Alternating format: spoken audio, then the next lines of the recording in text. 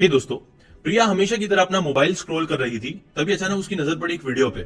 Video का नाम था this will change your life 75 hard challenge. ना ये टॉपिक उसे काफी इंटरेस्टिंग लगा, इसलिए उसने उस पर क्लिक किया और वीडियो देखना स्टार्ट किया। उस वीडियो में उसे पता चला कि जो 75 हार्ड चैलेंज है वो 2019 में एक एंटरप्रेन्योर एंडी फैसल ने चालू किया था, जो कि एक पॉडकास्टर और सीईओ भी है। और वो ये भी बोलते हैं कि 75 हार्ड कोई फिटनेस चैलेंज नहीं है, बल्कि एक ट्रांसफॉर्मेटिव मेंटल टफनेस प्रोग्राम है। जो प्रोग्राम को अगर कोई भी इंसान फॉलो कर लेगा तो वो मेंटली बहुत टफ हो जाएगा और अपनी लाइफ में बड़ी बड़ी चीजें अचीव करेगा। और ये चीज प्रिया को बहुत इंटरेस्टिंग लगती है, इसलिए वो डिसाइड करती है कि 75 हार्ड चैलेंज में जो बोला गया है वो उसे फॉलो करना स्टार्ट करेगी। तो बेसिकली उस वीडियो में ये बताया गया था कि आपको 75 डेज तक लगातार बिना एक भी दिन नागा करे 5 चीजें करनी होगी। पहला, एक अच्छी क्लीन डाइट फॉलो करना। दूसरा, 2 टाइम वर्कआउट करना, एक बार आउटडोर्स एक बार इंडोर्स, जो दोनों 45 मिनट्स के होने चाहिए एटलीस्ट। तीसरा, 3 से 4 लीटर पानी पीना। चौथा, एटलीस्ट 10 पेज एक बुक की पढ़ना, बुक जो कि सेल्फ हेल्प हो, जो आपको इंप्रूव करने में हेल्प करे। और लास्ट, एक सेल्फी लेना।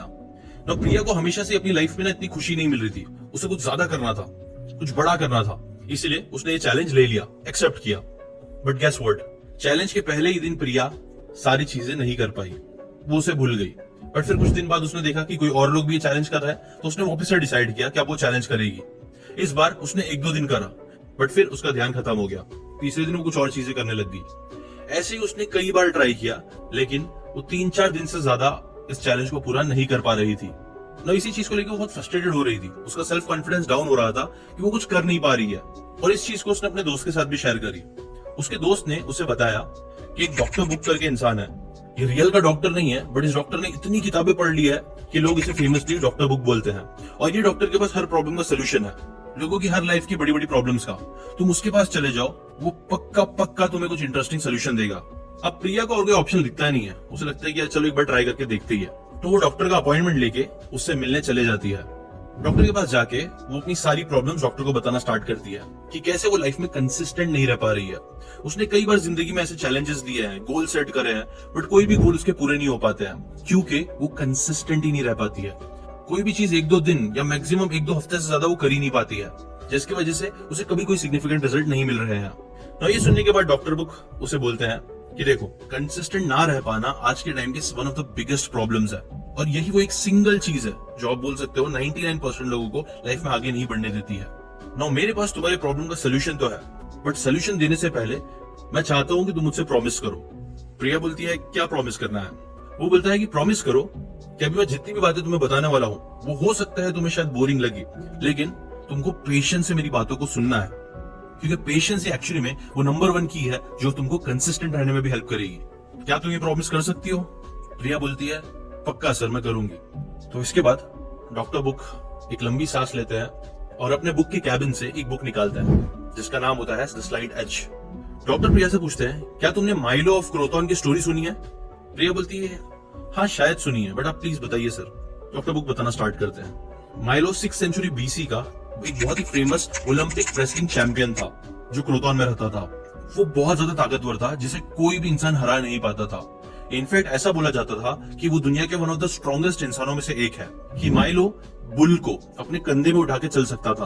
अब ये बात सही थी कि नहीं थी, इससे ज्यादा इंटरेस्टिंग बात ये है कि वो इतना स्ट्रॉन्ग बना कैसे। सो लेजेंड कुछ ऐसा है कि जो माइलो था ना, वो बचपन से ही ट्रेनिंग करता था, और उसकी ट्रेनिंग कुछ इंटरेस्टिंग थी। बेसिकली वो क्या करता था कि बुल का जो बछड़ा होता है, वो बछड़ा जब छोटा होता है तो उसे अपने कंधे पे लेके चलता था, उसके साथ ट्रेनिंग करता था, और ये चीज वो डेली करता था। स्टार्टिंग में वो जो बछड़ा होता था वो ऑब्वियसली इतना ज्यादा भारी नहीं होता था, इसीलिए वो उसे आराम से उठा पाता था। लेकिन फिर धीरे धीरे उस बछड़े का वजन बढ़ने लग जाता, डेली। बट इंटरेस्टिंग बात ये थी कि क्योंकि माइलो डेली उस बछड़े को उठाता रहता था, इसीलिए उसे उस वजन से इतना फर्क नहीं पड़ता था। और देखते ही देखते कुछ महीने, कुछ साल में बीते, और कुछ साल बाद ही वो जो बछड़ा होता था वो एक फुल ग्रोन बुल बन जाता था। और ऐसी उसने अपनी कमाल की स्ट्रेंथ एक्वायर करी, जिसे आज की भाषा में प्रोग्रेसिव ओवरलोड भी बोलते हैं। बेसिकली वही प्रिंसिपल है जो जिम्स में यूज होता है, जहां पे आप हल्के वेट से स्टार्ट करते हो, बट फिर धीरे धीरे वेट बढ़ाते रहते हो, और एक टाइम बाद आप एक बीस्ट बन जाते हो। सेम प्रिंसिपल कहीं ना कहीं 6th सेंचुरी में माइलो ने फॉलो किया, और यही सबसे पावरफुल चीज है। क्योंकि अगर आप डेली माइलो को वो छोटे बछड़े को उठाते हुए देखते तो आपको लगता है कि कुछ इतनी खास बात नहीं है, लेकिन एक इंसान जिसने पहली बार शायद बछड़े उठाते हुए माइलो को देखा था, और वही इंसान फिर जब 2 साल बाद माइलो को देखता, तब उसे रियलाइज होता कि यार ये बछड़ा कितना बड़ा हो गया है और ये पूरा 500 किलो का 1000 किलो का बुल बन चुका है, जिसमें माइलो आप आराम से उठा ले रहा है। अब इस स्टोरी में ना प्रिया, मुझे कंसिस्टेंसी की सबसे पावरफुल स्टोरी लगती है, जो मैं तुम्हारे साथ शेयर करना चाहता था। कई बार हम लोग जो डेली चीजें करते हैं वो दिखने में हमें बहुत छोटी लगती है, लेकिन वो छोटी छोटी चीजें एक टाइम बाद कंपाउंड हो जाती है और बहुत बड़े बड़े रिजल्ट्स क्रिएट करती है। जैसे कि तुमने कई बार देखा होगा, एक इंसान जो आज जंक फूड खाना स्टार्ट करता है, जब वो उसे पहली बार खाता है तो उसे इतना फर्क नहीं पड़ता है, उसे लगता है कि यार मेरी हेल्थ पे कुछ इफेक्ट नहीं पड़ा, इसलिए वो डेली खाना स्टार्ट करता है। उसके दोस्त भी उसे डेली देखेंगे तो उन्हें समझ में नहीं आएगा, बट वही दोस्त अगर 1 साल तक लगातार खराब फूड खाएगा, जिम नहीं करेगा, कुछ नहीं करेगा, तो वही इंसान एक मोटा बहुत अनहेल्दी इंसान बन के निकलेगा। बट वही दूसरी तरफ एक इंसान जो रोज हेल्दी खाएगा, एक्सरसाइज करेगा, उसे भी डेली कोई रिजल्ट नहीं दिखेंगे, लेकिन 1 साल बाद उसकी बॉडी कंप्लीटली डिफरेंट हो चुकी होगी, वो एक बीस्ट बन चुका होगा। और इसी को ही बोलते हैं द स्लाइड एज। एक एज जो आप छोटी छोटी हैबिट्स को अपनी लाइफ में अप्लाई करने के बाद लेके आते हो। जो पॉजिटिव होगा तो आपकी लाइफ में आपको बहुत आगे लेके जाएगा, लेकिन नेगेटिव होगा तो ये आपकी लाइफ को बर्बाद कर देगा। प्रिया ने डॉक्टर से कहा कि डॉक्टर, आई थिंक यही प्रॉब्लम मेरे साथ भी हो रही है। मैंने भी कई सारी छोटी छोटी आदतें अपनी लाइफ में लेके आ गई हूँ, जैसे रोज शायद सुबह लेट उठना, उठते साथ मोबाइल यूज करना, और ऐसी कई सारी मैंने नेगेटिव हैबिट्स तो बना ली है, जो कंपाउंड होके अब मेरी लाइफ में काफी इंपैक्ट कर रही है। मेरी हेल्थ खराब होती जा रही है, ना मैंने फाइनेंशियली कुछ इतना अच्छा करी हूँ, ना मेरे रिलेशनशिप अच्छे चल रहे हैं। ओवरऑल इसकी वजह से मेरी जिंदगी काफी अनहैप्पी चल रही है। तो अब मैं अपनी लाइफ को कैसे सुधारूं, कैसे अपने स्लाइड एज को नेगेटिव से पॉजिटिव की तरफ लेके जाऊं। डॉक्टर बुक ने कहा, देखो प्रिया, अभी ना मैं तुमको इसी बुक से इंस्पायर होके 3 रूल्स बताने वाला हूँ, और 3 रूल्स के बाद मैं तुमको एक बैड पीडीएफ को कॉन्सेप्ट बताऊंगा, जो किसी भी टास्क में तुम्हें यूज करना है। अगर तुम वो चीज कर लोगी तो पक्का तुम कंसिस्टेंटली अपने काम कर पाओगी। बट अगेन, क्या तुम्हारे अंदर इतना पेशेंस है कि पहले तुम 3 रूल समझो, उसके बाद बैड पीडीएफ पे जाओ? प्रिया ने बोला, हाँ सर श्योर, कोई इश्यू नहीं है, आप मुझे बताइए। तो फिर डॉक्टर बुक स्टार्ट करते हैं। Part 1, understanding the level of execution and efforts. Doctor book again एक कहानी बताते हैं। वो बोलते हैं, प्रिया तुमने कभी बिल ब्रैडली के बारे में सुना है? प्रिया बोलती है, नहीं सर, ये नाम तो मैंने कभी नहीं सुना है। डॉक्टर बुक उसे बताते हैं कि ब्रैडली जो थे ना, वो एक एथलीट थे जिनका जन्म 1943 में हुआ था ना। वो एक टिपिकल एथलीट नहीं थे, हाइट उनकी बहुत अच्छी थी, लेकिन वो बहुत स्लो थे। उनमें वो नेचुरल एथलेटिक एबिलिटीज ही नहीं थी जो दूसरे उनकी ही एज के लोगों में थी। बट क्योंकि उनकी हाइट अच्छी थी, इसलिए उनके बास्केटबॉल कोच ने उन्हें सिलेक्ट कर लिया था। लेकिन जैसे ही प्रैक्टिस होना चालू हुई, सबको समझ में आ गया कि इनकी स्किल्स बहुत ही खराब है। वो तेज दौड़ नहीं पा रहे थे, उनकी जंपिंग एबिलिटी भी बहुत खराब थी, कोऑर्डिनेशन भी एकदम खराब, उसकी शूटिंग वीक थी, पासिंग इनएक्यूरेट थी। ऑल अराउंड बोल सकते हो सबसे खराब जो टीममेट था वो बिल ब्रैडली ही था, जिसकी वजह से लग रहा था कि वो टीम में रहेगा भी नहीं। ब्रैडली को भी ये चीज समझ में आ गई थी कि अगर उसका परफॉर्मेंस ऐसे ही रहा तो कोई चांस नहीं है कि वो टीम में रहेगा। बट ब्रैडली ने एक डिसीजन लिया। ब्रैडली को ना बास्केटबॉल में इंटरेस्ट था, उसे पसंद था बास्केटबॉल, वो चाहता था उसमें वो कुछ बड़ा करे। इसीलिए उसने डिसाइड किया कि वो अपने पैशन को फुल इंटेंसिटी से फॉलो करेगा, चाहे उसकी नेचुरल एबिलिटीज इतनी अच्छी क्यों ना हो। और इसीलिए फिर उसने डिसाइड करके एक रिगरस ट्रेनिंग रूटीन बनाने पर फोकस किया। उसकी रूटीन कुछ ऐसी थी जहां पे वो 3.5 घंटा दूसरों से ज्यादा प्रैक्टिस करेगा, संडे और हॉलीडेज को भी काम करेगा, कोई दिन की छुट्टी नहीं लेगा। जहां बाकी लोग रिलैक्स करेंगे वो उस दिन भी प्रैक्टिस करेगा। इनफैक्ट उसने ठान लिया था कि वो 8 घंटे लगेंगे तो 8 घंटे भी प्रैक्टिस करेगा। उसका डेडिकेशन इतना ज्यादा था कि स्कूल मैनेजमेंट को भी ये चीज पसंद आई, उन्होंने उसकी जिम के एक्सेस भी बढ़ा दी। इसके बाद ब्रैडली ने अपनी वीकनेस पे काम करना चालू किया। उसकी जो लेग की स्ट्रेंथ थी, जंपिंग एबिलिटीज थी, उसको इंप्रूव करने के लिए उसने 5-5 किलो के वेट्स अपने लेग पे लगा दिए। अगर ये एग्जाम्पल से तुम्हें नारुतो के रॉक ली की याद आ रही है तो हाँ, कहीं ना कहीं ये दोनों ने कुछ सिमिलर ही किया था। प्रिया ने कहा, सर मैंने नारुतो नहीं देखा है।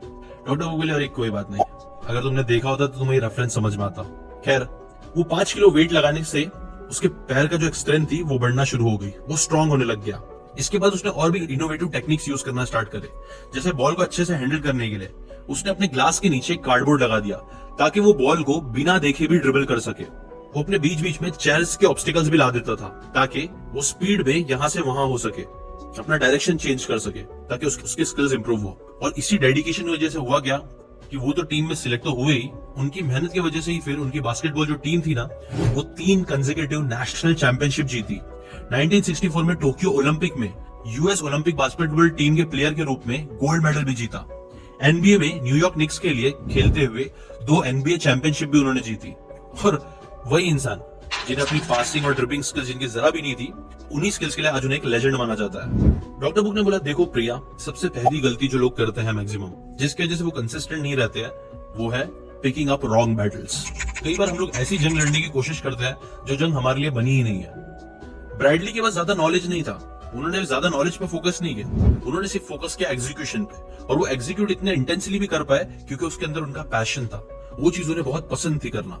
इसीलिए रूल नंबर 1 जो तुम्हें फॉलो करना है वो है पिक योर राइट बैटल्स। और इसे तुम्हें अच्छे से फॉलो करने के लिए एक सिंपल सी एक्सरसाइज तुम कर सकती हो। अपनी लाइफ में उन सभी चीजों की एक लिस्ट बनाओ जिसमें तुम कंसिस्टेंट रहना चाहते हो। अपने पैशन की लिस्ट बनाओ, वो चीजें जिसमें तुम अच्छी हो, वो चीजें जो तुम्हें करने मजा आती है, वो चीजें जिसके बेसिस में तुम दुनिया को भी कुछ दे सकती हो, और वो लिस्ट में जितनी हो सकती है उतनी चीजें लिख दो। और फिर जो टॉप 3 चीजें हैं जिसमें तुम सबसे बेस्ट तुम्हें लगता है कर सकती हो, उनमें से किसी 3, 2 या एटलीस्ट एक चीज पे कंसिस्टेंटली काम करना स्टार्ट करो।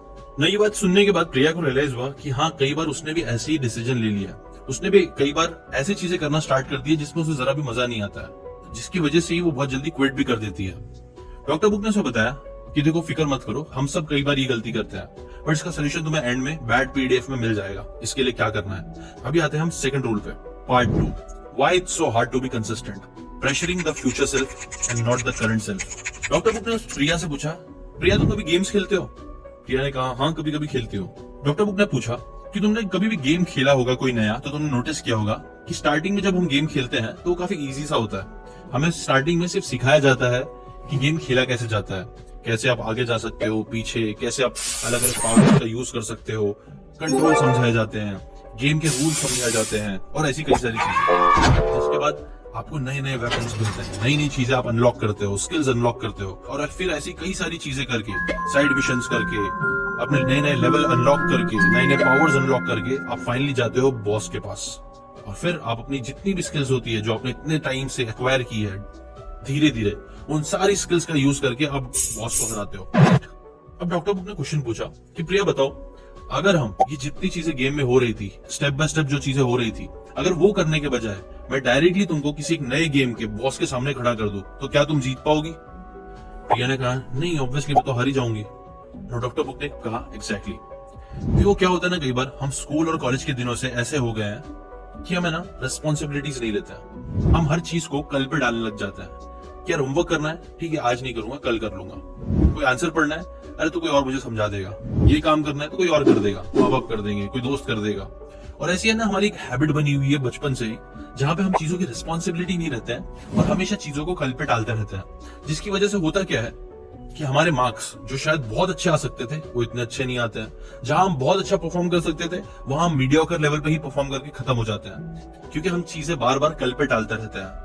क्या तुम्हारे साथ कभी ऐसा हुआ है प्रिया, जब तुमने अपने आज के काम को कल पे टालना स्टार्ट कर दिया और फिर जब कल आया एक्चुअल में, तब तुम्हें रियलाइज हुआ कि यार काश मैंने कल ही थोड़ा बहुत पढ़ लिया होता या कल ही थोड़ा बहुत काम कर लिया होता तो आज मेरे ऊपर इतना प्रेशर नहीं आता?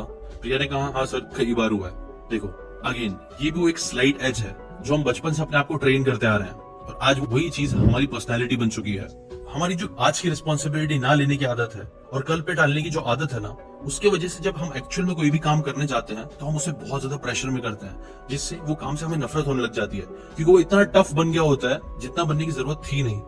मतलब ये ऐसे ही होता जैसे माइलो ट्रेनिंग करने के लिए बछड़े को डेली उठाने के बजाय सीधा सोचता कि यार महीने में एक बार उठाऊंगा, या अगले साल जब वो बड़ा हो जाएगा तब डायरेक्टली उठाने की कोशिश करूंगा। आप खुद सोचो, अगर माइलो ने ऐसे एक महीने में एक बार या फिर डायरेक्टली पूरा बुल जब बड़ा हो गया उससे उठाने की कोशिश की होती, तो क्या वो इतना स्ट्रेंथ वाला बन पाता? प्रिया बोली, ऑब्वियसली नहीं। डॉक्टर बोले, यही, बट यही गलती हम अपनी लाइफ में हर चीज के लिए करते हैं। कोई भी काम हम सीखने जाते हैं तब हम आज की रिस्पॉन्सिबिलिटी लेके जो छोटे छोटे काम आज करने चाहिए उसे करने के बजाय हमेशा कल पे टालते रहता है, और यही चीज एक दिन कंपाउंड होके हमारे सर पे फटती है, जिसकी वजह से हर अच्छा काम भी हमें बुरा लगने लगता है। डॉक्टर बुक ने बोला, देखो 75 हार्ड चैलेंज बहुत अच्छी चीज है, वो हेल्थ के लिए बहुत अच्छा है, बट जरूरी नहीं है कि तुम डायरेक्टली ये हार्ड चैलेंज लेना स्टार्ट करो। तुम थोड़ा इजियर चैलेंज भी ले सकती हो, ऐसे चैलेंज जिसमें तुम्हारा पैशन हो, ऐसे चैलेंज जिसमें सिर्फ तुम आज उतना काम करो जो तुम्हें इतना बोरिंग भी ना लगे, ना ओवर प्रेशराइज लगे, जिससे तुम्हें काम से ही नफरत होने लग जाए। और इसे करने के लिए तुम रूल नंबर 2 भी यूज करो। Rule number 2, prioritise your energy for today. Doctor book ने उसे बताया कि California based project management platform Redbooth ने हजारों लोगों की परफॉर्मेंस और प्रोडक्टिविटी को ट्रैक करा। इस स्टडी से ये पता चला कि ज्यादातर लोग जो कंसिस्टेंटली डेली अपने टास्क कंप्लीट कर पाते हैं ना, उनका दिन में एक ऐसा टाइम पीरियड होता है जिसमें उनकी परफॉर्मेंस अपने पीक पर होती है। देखा गया है ऑन एवरेज इंसान की जो एनर्जी और प्रोडक्टिविटी होती है ना, वो सुबह 11 बजे से लेके 11 बजे तक स्टडीली बढ़ती है, फिर धीरे धीरे कम होने लगती है और करीब 4 बजे के बाद ये गिरने लग जाती है, जो तुम ये ग्राफ में देख सकती हो। रूल नंबर 2 यही है कि रिस्पॉन्सिबिलिटी लो अपनी आज की और अपनी एनर्जी को समझते हुए अपने जो भी टास्क है, जो भी चैलेंज तुम ले रही हो या लेने का सोच रही हो, जिसमें तुम्हें कंसिस्टेंट होना है, वो इस टाइम पीरियड के बीच में सेट करना स्टार्ट करो ताकि तुम अपना बेस्ट परफॉर्मेंस दे सको। इसी टाइम पे तुम्हारा फोकस, एनर्जी, प्रोडक्टिविटी सब बेस्ट जोन में रहेगी, जिससे ना तुम ज्यादा बोर होगी ना ज्यादा पैनिक जोन में जाओगी और ग्रोथ करती रहोगी। और इसके बाद आता है थर्ड रूल, जो है respect failures and never miss 2 day in a row. चलो प्रिया, मैं तुम्हें अगेन एक इंसान की कहानी बताता हूँ। कभी तुमने जोई डिमैगियो का नाम सुना है? प्रिया ने सिर्फ अपनी मुंडी हिलाई कि नहीं। डॉक्टर ने बोला जोई डिमैगियो दुनिया के one of the best baseball player रहे हैं। इन्होंने 56 कंसेक्यूटिव गेम्स बिना आउट हुए खेले हैं और ये रिकॉर्ड उन्होंने कई साल पहले क्रिएट कर दिया था। इनफैक्ट आज 75 इयर्स हो चुके हैं, बट अभी तक ये रिकॉर्ड किसी ने नहीं तोड़ा है। और सबसे इंप्रेसिव बात पता है क्या है? उनकी बैटिंग है ना, एकदम एफर्टलेस लगती थी। जहां तुम कई बार प्लेयर्स को देखते हो कि वो बहुत स्ट्रगल कर रहे हैं अच्छे से खेलने के लिए, वहीं जोई जो थे ना, उनकी बैटिंग एकदम ही एफर्टलेस लगती थी। इसलिए कई लोग का ये मानना भी था कि वो बहुत ज्यादा नेचुरली टैलेंटेड है, वो बहुत जीनियस है, या फिर उन्हें कुछ तो हैक्स पता है, कुछ तो पता है, कुछ तो नॉलेज है, कुछ तो अंदर की बात है जो वो इतने एफर्टलेसली चीजें कर पाते हैं। बट फिर एक दिन एक 50 साल का रिपोर्टर थे जो उनके पास उनका इंटरव्यू लेने गए। रिपोर्टर ने उनसे पूछा कि आपको कैसा लगता है कि जब लोग आपको पूछते हैं कि आप इतने नेचुरली टैलेंटेड हो, आप जीनियस हो, मतलब कुछ तो आपके अंदर खास बात है, तो आपको ये चीज कैसे लगती है? ये सुनने के बाद जोई एक लंबी सांस लेते हैं और बोलते हैं, चलो मैं तुम्हें कुछ दिखाना चाहता हूँ। फिर वो रिपोर्टर को अपने बेसमेंट में लेके जाते हैं और फिर वो उन्हें अपनी प्रैक्टिस रूटीन दिखाते हैं कि कैसे वो प्रैक्टिस करते हैं। वो अपनी अलग अलग तरीके के पिचेस का नाम लेते हैं और कैसे उसे प्रैक्टिस करते हैं। अब ये पूरा प्रोसेस काफी मेहनत वाला होता है, काफी टीडियस होता है, जिसे देख देख के रिपोर्टर बोरिंग हो जाता है और स्पीचलेस हो जाता है ना। वो पूरी प्रैक्टिस, लंबी सी प्रैक्टिस दिखाने के बाद जोई एक चौक लेता है और वॉल पे एक लाइन खींच देता है। और फिर जब जोई लाइट्स ऑन करता है तब रिपोर्टर की आंखें खुली की खुली रह जाती है, क्योंकि वॉल्स पे ऐसे हजारों लाइंस बनी होती है। और जोई उन्हें बोलता है कि प्लीज अब मुझे नेचुरल हिटर मत बोलना। हर साल जब ये वॉल्स भर जाती है ना लाइन से, तब मैं इन्हें साफ कर देता हूँ और वापस से प्रैक्टिस करना शुरू करता हूँ। और ये रूटीन मैं पिछले 17 साल से लगातार कर रहा हूँ, जो मुझे मेरे पिताजी ने सिखाई थी। डॉक्टर बुक बोलते हैं कि कई बार जो एक्स्ट्राऑर्डिनरी लोग हमें दूर से दिखते हैं ना, जो कई बार एफर्टलेसली चीजें कर पाते हैं, वो इसलिए नहीं कर पाते हैं क्योंकि वो लोग बहुत नेचुरली टैलेंटेड है, बल्कि वो इसलिए कर पाते हैं क्योंकि वो अपने काम में बहुत ज्यादा प्रैक्टिस करते हैं डेली। और डेली प्रैक्टिस करने का ये एक बहुत इंटरेस्टिंग तरीका है जिसे मैं बोलता हूँ विजुअल अकाउंटेबिलिटी। जोई क्या करते थे, चौक से दीवार पे लाइन बनाते थे। वैसे एक और बंदे हैं, जेरी साइनफेल्ड, जो कि बहुत फेमस कॉमेडियन है, one of the richest comedian of all time है। उन्होंने भी एक ऐसी कुछ टेक्निक बनाई थी जहां वो बोलते थे डेली मैं सिर्फ एक जोक लिखता था और वो जोक को मैं लिख लेता था, तब मैं कैलेंडर पे एक्स मार्क कर देता था। मतलब अगेन एक विजुअल अकाउंटेबिलिटी। ऐसी स्टीवन किंग, जिन्हें one of the best authors बोला जाता है, उनका भी एक रिचुअल था जहां वो डेली 2000 वर्ड्स लिखते थे और अपने आप को विजुअली याद दिलाते थे कि कैसे ये काम उन्हें रेगुलरली करना है। ऐसी प्रिया, तुम भी अपने लिए कुछ विजुअल अकाउंटेबिलिटी लो और डेली कोई एक टास्क को करते रहो और उसे मार्क करो। देखो, हो सकता है जब तुम ये चीज करनी जाओ तो शायद एक दिन तुमसे वो चौक की लाइन ना ड्रॉ हो, एक दिन शायद तुम कैलेंडर पे एक्स ना बना पाओ, लेकिन तुम्हें एक रूल याद रखना है कि never miss 2 day in a रो। एक दिन तो शायद तुम बीमार हो गए, कुछ तो हो गया जिसकी वजह से शायद मिस हो जाए। अब क्या होता है, लोग कई बार एक दिन मिस कर देते हैं तो इसके बाद वो लोग वापस से ट्राई नहीं करता, बट तुम्हें ऐसा नहीं करना है। तुम्हें क्या करना है कि एक दिन मिस हो गया तो कोई बात नहीं, दूसरा दिन मेक श्योर करना कभी ना मिस हो। ये रूल तुम फॉलो कर लोगी तो अगेन ये चीज तुम्हें कंसिस्टेंसी में बहुत हेल्प करेगी। ये तीनों रूल तुम्हें समझ में आ गए प्रिया? प्रिया बोलती है, हाँ सर, मुझे ये चीज समझ में आ गई, मैं इन तीनों को भी जाके ट्राई करना स्टार्ट करूंगी। डॉक्टर बोलते हैं, सही है, ये तीनों रूल याद रखना, बट इसके साथ साथ अब आते हैं हम सीक्रेट ऑफ कंसिस्टेंसी पे, जिसे मैं बोलता हूँ bad PDF task. Doctor book ने बताया कि देखो 6 टाइप के टास्क होते हैं जो कई बार है ना हमें करने का मन नहीं करता, और कई बार ये जितने भी हम गोल सेट करते हैं वो इन 6 में से एक टास्क में ही आता है। तो अभी मैं तुमको 6 के 6 टास्क बताऊंगा और उन टास्क को करने के लिए हम क्या चीज कर सकते हैं वो भी बताऊंगा। क्या तुम एक्साइटेड हो सुनने के लिए प्रिया? प्रिया बोलती है, हाँ सर, आई थिंक मैं इसी का वेट कर रही थी जब से। डॉक्टर बोलते हैं, ठीक है। बैड पीडीएफ का जो बी होता है ना, वो होता है बोरिंग टास्क के लिए। देखो, जब भी कोई टास्क हमें बहुत बोरिंग लगता है ना, तो हम यूजुअली उसे करने अवॉइड करते हैं और नेचुरली हम लोग इंटरेस्टिंग और एंजॉयबल चीजों की तरफ जाते हैं। जैसे कि प्रिया तुमने नोटिस करा होगा अगर मैं तुमको डेली बुक पढ़ने बोलूं तो शायद तुम्हें बोरिंग लगे, लेकिन अगर मैं तुमको डेली रील्स देखने बोलूं तो तुम आराम से कर लोगी, क्योंकि तुम्हें रील्स देखना बोरिंग नहीं लगता है। Am I right? प्रिया ने बोला हाँ सर। तो डॉक्टर ने कहा देखो, जानबूझ के तुमको बोरिंग टास्क करना चाहिए अपनी हेल्थ के लिए, बट तुमको एक हैक भी बताता हूँ मैं। देखो, जरूरी नहीं है कि हम अपनी हर बोरिंग टास्क को एकदम बोरियत की तरह से ही करें। हम है ना अपनी बोरिंग टास्क को थोड़ा इंजॉयबल बना सकते हैं। जैसे कि फॉर एग्जाम्पल तुम है ना उस बोरिंग टास्क को एक फन टास्क के साथ कंबाइन कर दो। जैसे कि फॉर एग्जाम्पल मैं जब अपनी कॉलेज डेज में था तब हमें पढ़ाई करना बोरिंग लगता था, बट मुझे मेरे दोस्तों के टाइम स्पेंड करना पसंद था। इसीलिए हम लोग ग्रुप स्टडी करते थे, जहाँ पे दोस्तों के साथ पढ़ाई करने का एक अलग ही मजा आता था। हाँ, ये काफी डिस्ट्रैक्टिंग और टाइम वेस्टिंग भी लगता था, बट टू बी ऑनेस्ट हमने ऐसे ही करके बहुत अच्छे मार्क्स लेके आए। अगर तुम कुछ थोड़े स्ट्रिक्ट रूल बना लो तो ग्रुप स्टडी से भी बहुत फन हो सकता है। सेकंड, अगेन कई बार मुझे सिर्फ बुक सुनने बहुत बोरिंग लगता था, तो मैं क्या करता था, मैं साइकिलिंग पे निकल जाता था, जो मेरे लिए फन एक्टिविटी थी, और साइकिलिंग करते करते मैं ऑडियो बुक सुनता था। ऐसे ही तुम अपनी बोरिंग टास्क को थोड़ा एंजॉयबल बना सकते हो। प्रिया बोली गॉट इट सर। डॉक्टर बोलते हैं ओके गॉट इट, तो बहुत अच्छी बात है। अब आते हैं हम नेक्स्ट चीज पे, जो है बैड पीडीएफ के ए पे, एम्बिगुअस टास्क। देखो, यूजुअली ना हमें वो काम करना भी पसंद नहीं आता है जो अनक्लियर होता है, जिनके बारे में प्रॉपर्ली पता ही नहीं होता कि हमें करना क्या है। तो ऐसे काम भी हम अवॉइड करने लग जाते हैं, प्रोक्रास्टिनेट करने लग जाते हैं। तो इस चीज को करने के लिए, जैसे कि मैंने पहले ही रूल में बताया था, select your battles. Select your battle जब तुम करोगे तो तुम क्लियर हो जाओगी कि एग्जैक्टली तुम्हें काम क्या करना है डेली। जितना तुम्हें क्लैरिटी रहेगी उतना ज्यादा तुम वो काम कर पाओगी। जैसे कि जिसमें 3 चीजें जरूर अच्छे से करना, कि क्या काम तुम्हें करना है, कौन से टाइम पे वो काम करना है, और कितनी देर करना है। ये तीनों चीजें अगर तुम कर लोगे तो तुम्हारा एम्बिगुअस टास्क थोड़ा क्लियर हो जाएगा, जो तुम्हें वो टास्क करने में हेल्प करेगा। फिर आते हैं बैड पीडीएफ के डी पे, जो है डिफिकल्ट टास्क। हमारी एक और प्रॉब्लम है। डॉक्टर बुक बोलते हैं प्रिया, अगर मैं तुमको बोलूं कि तुम्हें एक बुक लिखनी है तो क्या तुम वो कर लोगी? प्रिया बोलती है नहीं सर, मैं तो शायद 2 पेज भी ना लिख पाऊं, बुक तो बहुत दूर की बात है। डॉक्टर बुक बोले राइट, बुक लिखना एक डिफिकल्ट टास्क है, लेकिन अगर क्या हो मैं तुम्हें बोलूं कि प्रिया तुम्हें एक बुक लिखनी है, उसका टास्क सिर्फ ये है कि तुम्हें बुक का टाइटल सिलेक्ट करके आना है, क्या तुम वो कर लोगी? प्रिया ने बोला हाँ ठीक है, वो कर लोगी। तो बताओ फिर बुक का इंडेक्स लिख सकती हो, मतलब वो 7 चैप्टर क्या होंगे जो तुम बुक में डालना चाहोगी, क्या वो 7 चैप्टर डिसाइड कर सकती हो? तो प्रिया ने बोला हाँ थोड़ा सोच के कर सकती हो।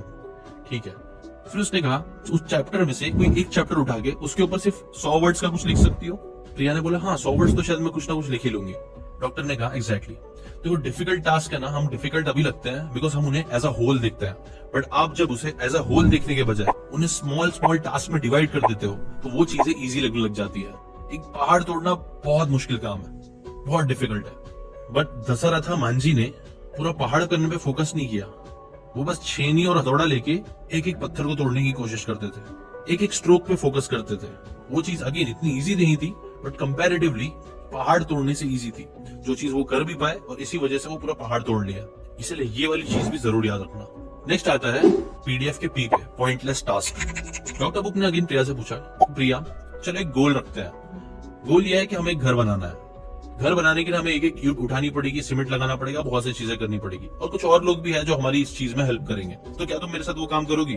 प्रिया ने कहा नहीं सर, घर कौन बनाएगा, मैं थोड़ी ना ये सारे काम करती हूँ।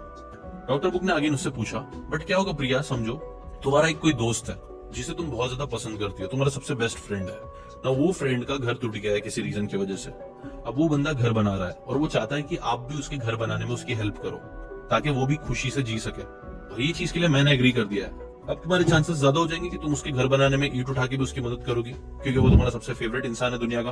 प्रिया ने कहा हाँ अब मैं शायद कर सकती हूँ। डॉक्टर ने कहा एग्जैक्टली।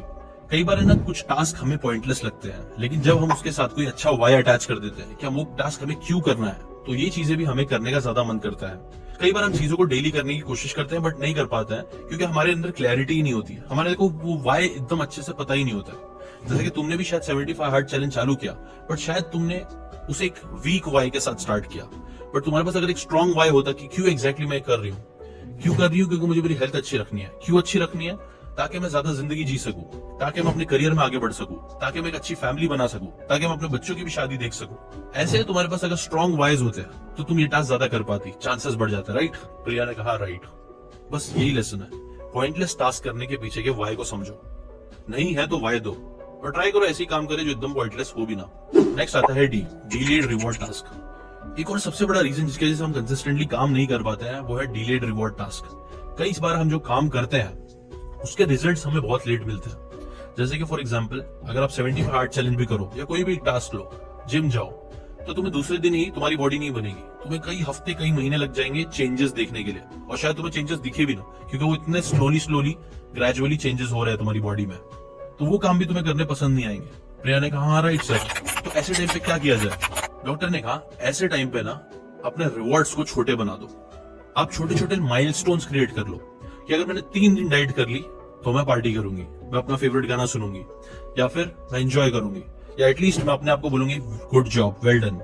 अगर तुम ऐसे अपने डिलेड रिवॉर्ड्स को इमीडिएट रिवॉर्ड्स में कन्वर्ट करोगे, कुछ अलग अलग चीजें करके, तो भी तुम्हारे चांसेस ज्यादा हो जाएंगे कंसिस्टेंटली काम करने के। और लास्ट आता है पीडीएफ का एफ, जो है फ्रस्ट्रेटिंग टास्क। जब भी तुम कोई ऐसा काम करो जिसमें तुम्हें बार बार प्रॉब्लम्स या ऑब्स्टिकल्स आ रहे हैं, तुमको जिससे कंफ्यूजन हो रहा है, तुम्हें समझ में नहीं आ रहा है कि वो काम करा कैसे जाए, और तुम्हें अगर वो फ्रस्ट्रेटिंग लग रहा है, तो भी प्रिया तुम्हें वो काम करने मजा नहीं आएगा, राइट?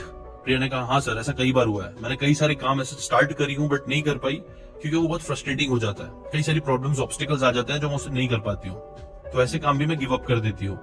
डॉक्टर बुक ने कहा राइट, ये प्रॉब्लम से लड़ने के लिए बेस्ट होगा अगर आप एक कोई गाइड या मेंटर रखो, कोई ऐसा इंसान जो ऑलरेडी आपसे आगे है उस काम को करने में, जो आपके फ्रस्ट्रेशन को समझ सके कि आप क्या फील कर रहे हो और आपको एक प्रॉपर गाइडेंस दे सके। और ये चीज ऑनलाइन भी हो सकती है, ऑफलाइन भी हो सकती है। तो प्रिया ये सारी बातें सुन के बहुत एक्साइटेड हो जाती है, और वो एक्साइटमेंट डॉक्टर बुक को बोलती है, डॉक्टर बुक सच में आपने जब स्टार्ट किया था तब मुझे लगा नहीं था कि मुझे इतना मजा आएगा या मुझे इतनी सारी बातें सीखने मिलेगी, लेकिन जैसे जैसे आप आगे बढ़ते गए मुझे कई सारी बातें मेरी क्लियर हुई है, कई सारे प्रॉब्लम्स के सोल्यूशन मुझे लगता है मुझे मिल गया। अब पक्का मैं सारी चीजों को एक एक करके अप्लाई करना स्टार्ट करूंगी और आपको 1 महीने बाद आके बताऊंगी कि इसका रिजल्ट क्या है। डॉक्टर बुक बोलते हैं एग्जैक्टली, तुम ये सारी चीजें समझ पाए इतने अच्छे से, अगेन क्योंकि तुमने पेशेंस दिखाया।